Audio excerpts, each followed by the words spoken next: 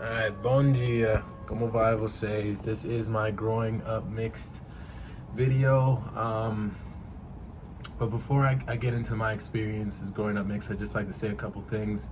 One, thank you to all my subscribers who have been there since day one. You guys know pretty much my story here on YouTube for the most part.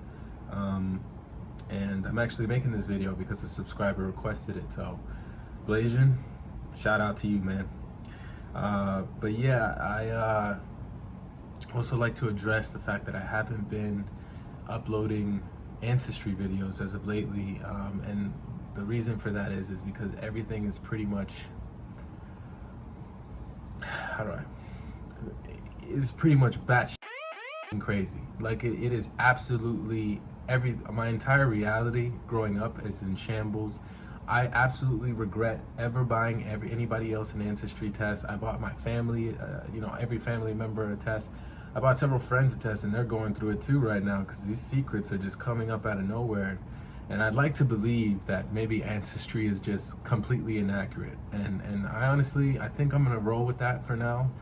But I am a meditator, so I can't necessarily lie to myself. What I need to do is just make sure that I just let go of everything that I can't control. And that is how you maintain happiness. You know, you can't dwell on things you cannot control. That is how the happiest people survive on this planet. So, that being said, I definitely do not recommend everyone take an ancestry test. If you're the type of person who you have no clue where you come from, then yeah, sure, take an ancestry test. But if you're also the type of person who's like me and you had a family that had a pretty solidified identity or reality, then don't do it. Because if there's anything back there that has been buried, you might just be bringing it back to life. You might be raising it from the dead. And this, I'm telling you guys, it is not pretty at all.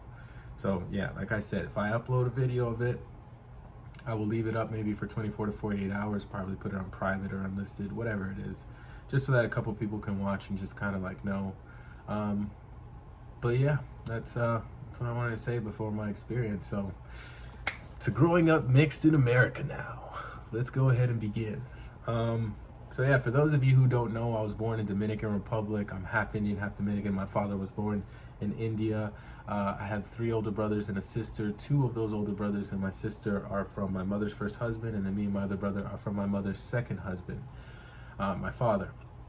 And we came here to America when I was pretty young, and we moved to Miami, to an area that was called North Bay Landing, and it was very similar to kind of like what Hialeah was like in Miami. Basically what I'm trying to say was a very Latino neighborhood, mostly Dominicans and Cubans, you know what I'm saying? So you get the idea. And at this point in my life, we'll call this phase 1, from ages 0 all the way up to whatever I was in 3rd grade. At this point in my life, I only identified as being Dominican. I didn't grow up with my father, so I didn't know I was half Indian at this time. I would always be around my mom's family. I never met anybody on my father's side of the family. So at this point, it's like all of our family friends are other Dominicans that came from Dominican Republic to America. My entire church was mostly just Latinos, mostly Dominicans and Cubans. The school I went to was mostly Latino people as well. However, I do remember Esau, and Esau in that school was tough. It was tough. Like I remember crying all the time. So it was quite a good deal. But climbing out of that, I did it quickly. I remember it was by the time I was in 3rd grade, and actually once I got to 3rd grade is when phase 2 of what I identified with, or what I knew I was, kind of began. Phase 1, I just knew I was Dominican, didn't know I was half Indian. Phase 2, we moved up a little bit north into North Miami, and until we moved to a predominantly black neighborhood, and I started going to a predominantly black school. And in phase 2, this is probably the first experience I had where now black came to be relevant, that word black, because in first, second, grade, you don't even hear these things. All I heard, all the time was Dominican this, Dominican that. but nothing, like, oh, we're black. Like, I never heard that. Or Indian, for that matter. I'm half Indian, but I never heard that in my family. Like, oh yeah, you're half Indian. Not until later. Not until phase 2 or phase 3. But anyway, phase 2.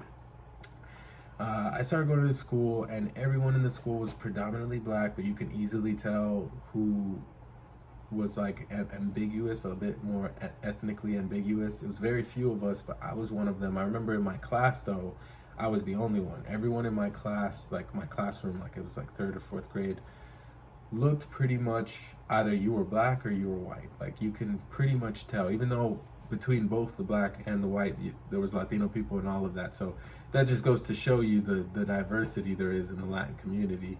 But yeah, I do remember this kid asking me, "What are you?" Right? And I said, "I'm Dominican." And then he said, "So you're not black?" And I was just like, "I don't know. I don't think so." You know what I'm saying? Like, it's like, I'm Dominican. It was just Dominican. Because to me, it was just like, black people came from one place, even though I didn't know it was Africa at the time, but black people came from one place, white people came from another place, and then Dominicans come from Dominican Republic. Like, that was my world. You know what I'm saying? But obviously, I mean, it was a very uneducated world. I was what? I don't even know what the age is at that time. But I also, like, so that is when I was just like, well, okay. So I'm Dominican.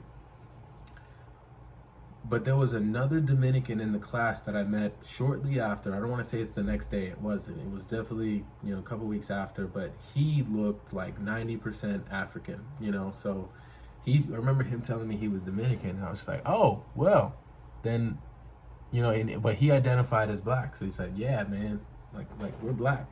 And I was just like, so I'm black too. It's like, now I know you could be more than one thing. You know what I'm saying? So now I was Dominican and I was black, but this wasn't. Let's just say that wasn't the end of it. Like, I went home to my brother Philly, who he also looks like 90% black, and I remember saying, "It's like, yo, we're black, bro," and then he was like. It's like, yeah, I mean, that's what we mean when we say moreno. Like, what do you think? You know what I'm saying? And then I remember shortly after, I don't even think it was the same day, I went up to my mom and I was just like, oh, yeah, so we're black, right?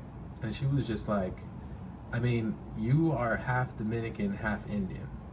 And I was just like, oh, really? And then this is when I started saying I'm half Dominican, half Indian. Up until this point, I never said I was half Indian, half Dominican. I always pretty much said I was Dominican.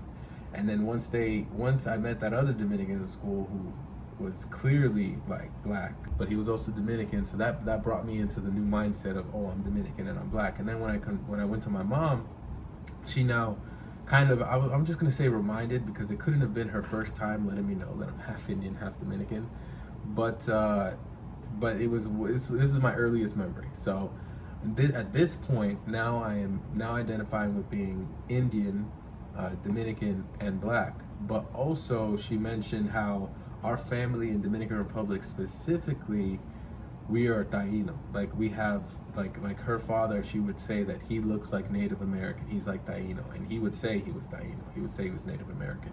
So I had a strong sense of being Taino. I had a strong sense of being Dominican. I started finding this new, stronger sense of being Indian, but it was a bit weaker just because I didn't grow up with my father. I've never been to India. I was born in Dominican Republic. I speak Spanish. I grew up with my mother. All the family members I've ever met, every time, I've gone back to the Dominican Republic, and my family members, everyone's Dominican. But never have I met someone on my father's side of the family.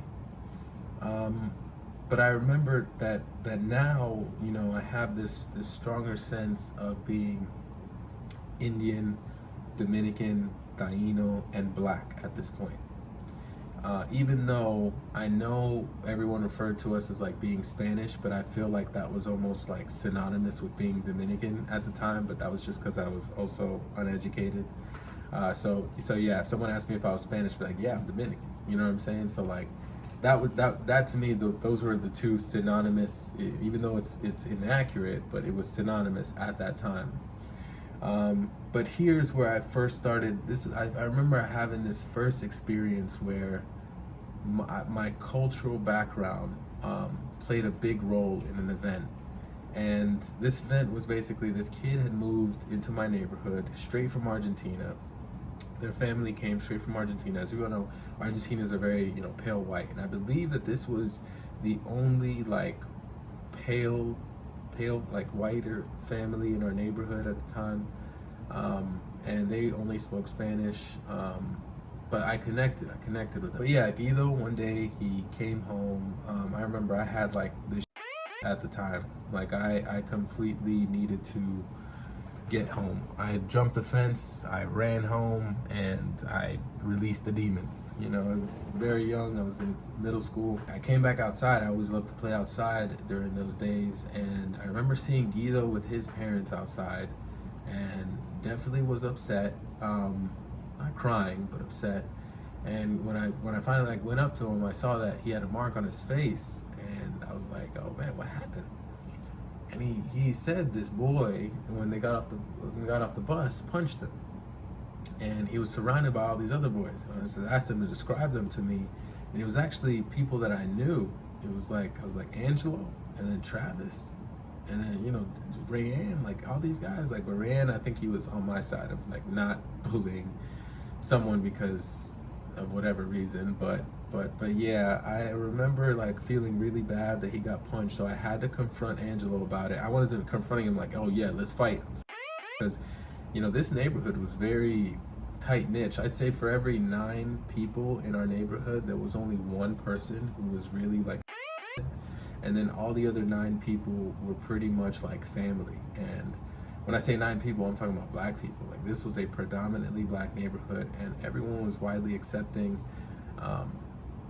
Even though we weren't necessarily like 100% black, it was still you're black, period, point blank and simple. Because at the time, I'm pretty sure we didn't even really reference anybody as being brown or tan or anything like that. It was either you're white or you're black. So I realized that this was the first time, because when I confronted Angelo, I asked him, why'd you